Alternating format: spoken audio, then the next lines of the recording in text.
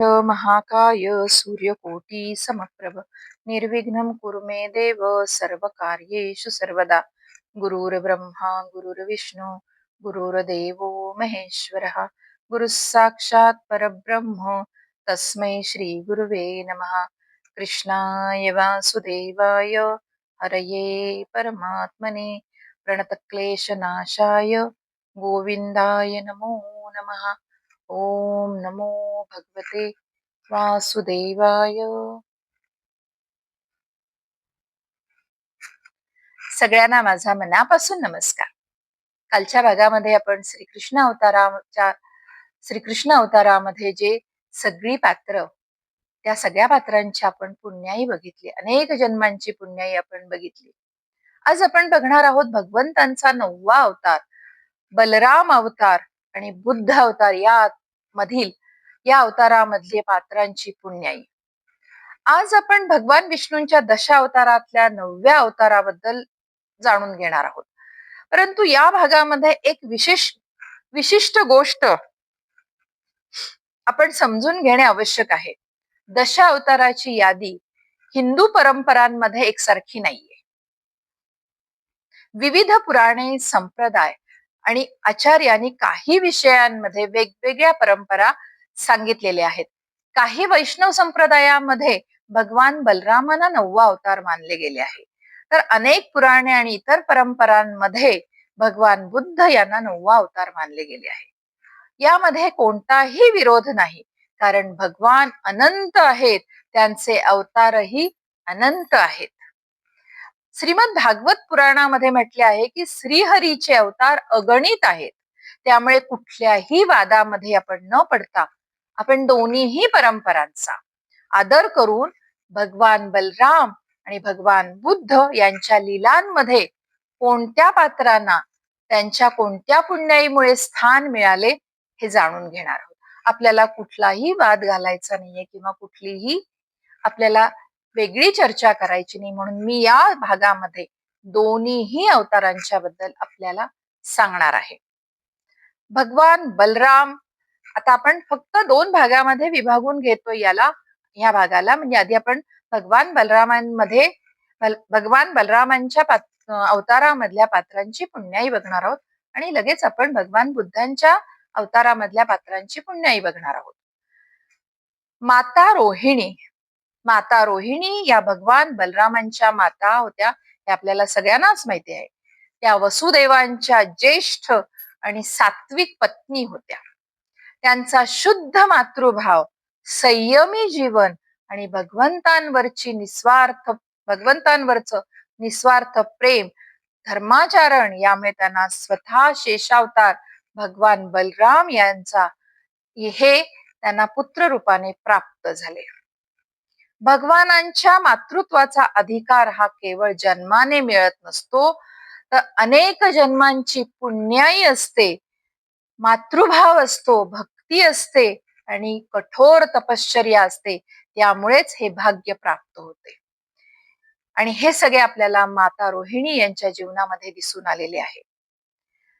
परत आपण आता नंदबाबा आणि यशोदा यांच्याकडे पण वळणार आहोत, कारण ते तिथे होतेच, गोकुळामध्ये होते, त्यामुळे त्यांना पण आपल्याला हे बघावंच लागणार आहे. त्यांची पण पुण्याई तशी आपण कृष्ण अवतारामध्ये बघितलेली आहे, पण बलराम अवतारामध्ये पण आपण बघणार आहोत. नंदबाबा आणि यशोदानी अनेक तप केले, अनेक जन्म तप, यज्ञ, दान, भगवत भक्ती करून भगवंतांना पुत्र रूपाने प्राप्त करून घेतलेले होते.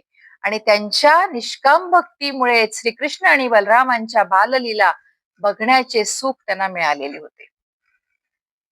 स्वतः भगवंत ज्यांच्या घरी बालरूपाने येतात, पुत्र रूपाने येतात, त्यांचे किती जन्माची पुण्याई असते हे आपल्याला आता इथे दिसून आलेले आहे. आपण याची फक्त कल्पना करू शकतो. त्यांच्या जीवनातून, नंद आणि यशोदाच्या जीवनातून आपल्याला स्पष्ट दिसून येते की भगवंतांना प्रेमाने बांधून ठेवणारी मोठी शक्ती आणि ती कोणती आहे, तर ती फक्त निष्काम भक्ती आणि निर्मळ वात्सल्य भाव. या 2 गोष्टींनी भगवंतांना नंद आणि यशोदानी बांधून ठेवलेले होते. सुदामा, सुबल, श्रीदामा आणि इतर गोप मी आपल्याला मगाशीच सांगितलं की हे सगळे मागच्या जन्मातले ऋषी मुनी होते. यांनी भगवंतांची कठोर तपश्चर्या केलेली होती आणि त्या कठोर तपश्चर्येवर प्रसन्न होऊन भगवंतांनी त्यांना वृंदावनामध्ये गोप आणि गोपिका म्हणून पाठवलेलं होतं. त्यांच्या ह्या प्रेमळ भक्तीमुळे, प्रेमळ भावामुळे त्यांना भगवंतांच्या बरोबर खेळण्याचे, त्यांच्या बरोबर भोजन करण्याचे, त्यांना मित्र मानण्याचे, त्यांच्या बाललीलांमध्ये सहभागी होण्याचे अद्वितीय सौभाग्य प्राप्त झालेले होते. देवतांना देखील हे स्थान कधी मिळत नाही. देवता देखील त्या गोष्टीसाठी खूप वर्षानुवर्ष तपश्चर्या करत असतात किंवा मनामध्ये त्यांच्या भाव असतो की भगवंतांबरोबर आम्हाला हे सगळं करता आलं पाहिजे, पण त्यांना देखील हे लगेच स्थान मिळत नाही. पण ह्या गोपांना पूर्वजन्मीच्या तपश्चर्येमुळे हे स्थान, भक्तीच्या प्रेमाचे स्थान मिळालेले होते. रेवती रेवती ही अत्यंत पुण्यवान, सात्विक, पतिव्रता स्त्री होती. तिच्या तपश्चर्येमुळे, धर्मनिष्ठ जीवनामुळे आणि तिचे भगवंतांवर असलेल्या श्रद्धेमुळे तिला भगवान बलरामांची पत्नी होण्याचे भाग्य प्राप्त झाले. भगवानांची सहचारिणी होण्याचा अधिकार हा केवळ सांसारिक नात्यामुळे प्राप्त होत नाही, तर त्यामागे अनेक जन्मांची पुण्याई असते आणि भगवंतांवरचे अखंड प्रेम असते. रेवतीचे पण अनेक जन्माची पुण्याई होती, म्हणून तिला भगवान बलरामांची पत्नी होण्याचे भाग्य प्राप्त झाले. दैत्य आणि विरोधक. बलराम अवतारातील अनेक दैत्य आणि विरोधक हे पूर्वजन्मीचे शापित जीव होते. यांना काही ना काही कुठल्या तरी ऋषी मुनींकडून मिळालेला शाप होता आणि त्यांना असाच उशाप मिळालेला होता की भगवंतांच्या हातून, भगवान श्रीकृष्ण किंवा भगवान बलरामांच्या हातून तुम्हाला मोक्ष मिळेल, आणि म्हणूनच त्यांनी द्वापार युगामध्ये जन्म घेतलेला होता. भगवंतांच्या विरोधात उभे राहूनही अखेरीस त्यांच्या हातूनच त्यांचा उद्धार झालेला होता आणि त्यांना मोक्ष प्राप्त झाला होता. भगवंतांच्या लीलांमध्ये विरोधकांनाही शेवटी भगवंतांची कृपा प्राप्त होते, हे आपण प्रत्येक अवतारामध्ये बघितलेले आहे. आता ही झाली भगवान बलरामांच्या अवतारामध्ये जे जे कुणी होते त्यांची पुण्याई. आता आपण बघणार आहोत भगवान बुद्ध अवतारामधल्या पात्रांची पुण्याई. राजा शुद्धोदन. राजा शुद्धोदन हे धर्मप्रिय, न्यायी, सात्विक राजा होते. त्यांच्या अखंड असंख्य पुण्यकर्मामुळे, दानधर्मामुळे आणि पूर्वजन्मातल्या कठोर तपश्चर्येमुळे त्यांना भगवान बुद्धांचे पिता होण्याचे भाग्य प्राप्त झाले. स्वतः भगवानांच्या अवतारामध्ये पितृत्व प्राप्त करणे हे असंख्य जन्मांच्या पुण्य संचयीचे फळ असते. माता महामाया. माता महामाया यांनी अनेक जन्म सात्विक जीवन, दान, तप, संयम आणि पवित्र आचरण केलेले होते आणि त्या पुण्याईमुळेच त्यांना भगवान बुद्धांना जन्म देण्याचे सौभाग्य प्राप्त झाले. भगवानांच्या अवतारामध्ये मातृत्व प्राप्त होणे ही अत्यंत दुर्मिळ कृपा आहे भगवान विष्णूंची. हे केवळ महान पुण्य आणि निर्मळ जीवन जगत असलेल्या आत्म्यांनाच प्राप्त होते.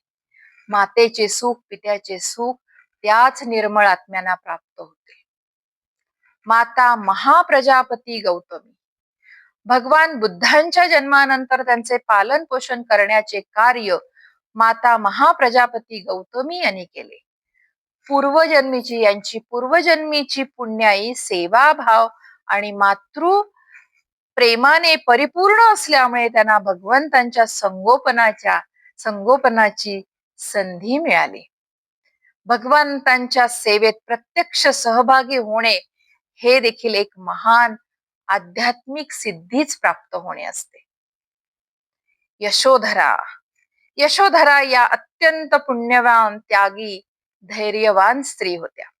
अनेक जन्माच्या पुण्याईमुळे त्यांना भगवान बुद्धांच्या पत्नीचे स्थान प्राप्त झाले. भगवान बुद्धांनी गृहत्याग केल्यानंतरही त्यांनी संयम, धर्मनिष्ठा आणि समर्पण याचे अद्वितीय उदाहरण सगळ्या जगासमोर ठेवले.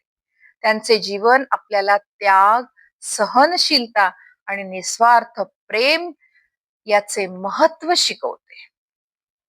राहुल.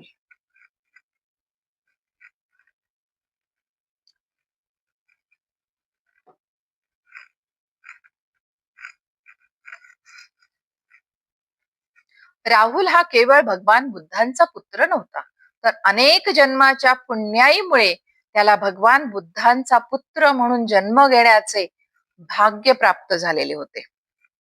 पुढे त्याने पण धर्ममार्ग स्वीकारून आध्यात्मिक उन्नती साधली. यावरून हे स्पष्ट होते की भगवंतांच्या सान्निध्यात जन्म मिळणे हे स्वतःमध्ये एक महान आध्यात्मिक संधी असते त्या निर्मळ आत्म्यासाठी. आनंद. आनंद हे भगवान बुद्धांचे अत्यंत निकटचे शिष्य आणि सेवक मानले गेले. त्यांचा सेवाभाव, विनम्रता, गुरुसेवेची तळमळ आणि अनेक जन्मांचे आध्यात्मिक नाते यामुळे त्यांना भगवान बुद्धांच्या सर्वाधिक निकट राहण्याचे भाग्य प्राप्त झाले. बुद्धांच्या उपदेशाचे जतन आणि प्रसार करण्यामध्ये त्यांचे योगदान सगळ्यात जास्त महत्वाचे मानले गेले आहे. सारीपुत्र आणि महामोग्गलान हे दोघेही पूर्वजन्मीपासून ज्ञानाची तळमळ असलेले, धर्मासाठी समर्पित आणि महान पुण्यवान जीव होते. त्यांच्या तपश्चर्येचे आणि साधनेचे फळ म्हणून त्यांना भगवान बुद्धाचे अग्रशिष्य होण्याचे भाग्य प्राप्त झाले. भगवंतांच्या निकट राहून धर्म कार्य करण्यासाठी केवळ बुद्धिमत्ता नव्हे, तर अनेक जन्मांची पुण्याई आणि पात्रता आवश्यक असते. हे त्यांच्या जीवनातून सगळ्या जगासमोर आले. देवदत्त. देवदत्त हा भगवान बुद्धांचा विरोधक म्हणून ओळखला जातो. अनेक बौद्ध परंपरानुसार तो अनेक जन्मांपासून बुद्धांच्या लीलांमध्ये कधी मित्र तर कधी विरोधक म्हणून जन्म घेत होता. विरोधकाची भूमिका देखील कधी कधी भगवंतांच्या व्यापक योजनेचा एक भाग असते. त्यांच्या जीवनातून आपल्याला हे समजते की प्रत्येक जीव भगवंतांच्या लीलेमधला एक निमित्त असतो आणि शेवटी सर्वांच्या जीवनातून काही ना काही आध्यात्मिक संदेश प्रगट होत असतो. मी आपल्याला मागे पण सांगितलं की प्रत्येक अवतारामधून आपल्याला खूप मोठा बोध मिळतो. म्हणून प्रत्येक अवतार ऐकत असताना आपल्याला खूप शांतपणे तो अवतार ऐकायचा असतो आणि समजून घ्यायचा असतो. अशा प्रकारे आपण भगवान बलराम आणि भगवान बुद्ध यांच्या लीलांमधील प्रमुख पात्रांची पुण्याई समजून घेण्याचा आपण प्रयत्न केलेला आहे. या सगळ्या कथांमधून आपण एकच गोष्ट आपल्याला समजते की भगवंतांच्या जवळचे स्थान जन्म, संपत्ती किंवा सामर्थ्यामुळे मिळत नाही, तर ते अनेक जन्मांच्या भक्ती, सेवाभाव, तपश्चर्या, त्याग आणि संपूर्ण समर्पणामुळे प्राप्त होते. अशा प्रकारे आपला हा आजचा 9वा अवतार संपलेला आहे. आता आपण पुढचा भाग जो बघणार आहोत तो भगवान विष्णूंचा 10वा अवतार आहे, कल्की अवतार. त्या भागापर्यंत आपण भगवंतांचे अखंड नामस्मरण करत राहूयात आणि त्यानंतर मात्र मला अनुमती द्या. उद्याच्या अध्यायापर्यंत, पुढच्या अध्यायापर्यंत बाकी सगळे श्रीकृष्णार्पणमस्तु. कृष्णाय वासुदेवाय हरये परमात्मने प्रणतक्लेशनाशाय गोविंदाय नमो नमः. ओम नमो भगवते वासुदेवाय.